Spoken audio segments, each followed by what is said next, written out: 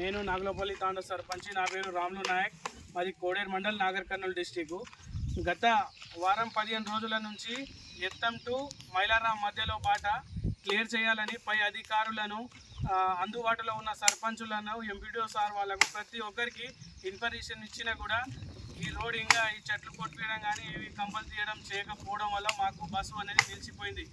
Kollapur to Hyderabad ఏదైతే bus మాకు నిన్న మొన్న నడిచిందో ఆ బస్సు ఈ రోడ్ సరిగా లేకపోవడం వల్ల చెట్లన్నీ తాకుతున్నాయని బస్ డిపో వాళ్ళు ఆటోమేటిక్ బస్సును ఆఫ్ చేసినారు. కాబట్టి దయచేసి చెప్తున్నాం, ఇప్పటికైనా అధికారులు స్పందించి కింద మన్ను అన్న పోపించి గుంతలన్న మూపియాలని నేను ఆ పై అధికారులను కోరుతున్నా.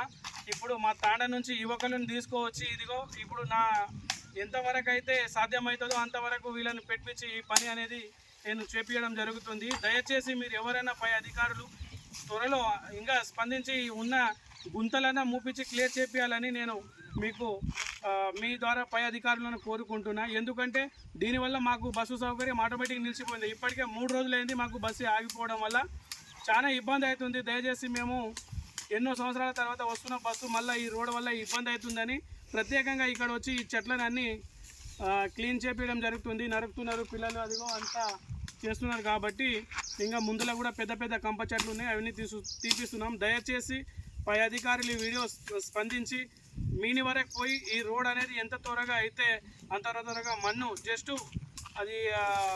మన్ను పోపించి గుంతలన్నీ మోపించిన తర్వాత ఈ చెట్లని ఇప్పుడు మేము కొడుతున్నాం. ఇంకా మిగిలిన ఏమన్నా ఉంటే వాళ్ళు కూడా సహకరించి ఈ వర్క్ను కంప్లీట్ చేయాలని నాగలోపల్లి సర్పంచ్గా నేను మీకు కోరుకుంటున్నా.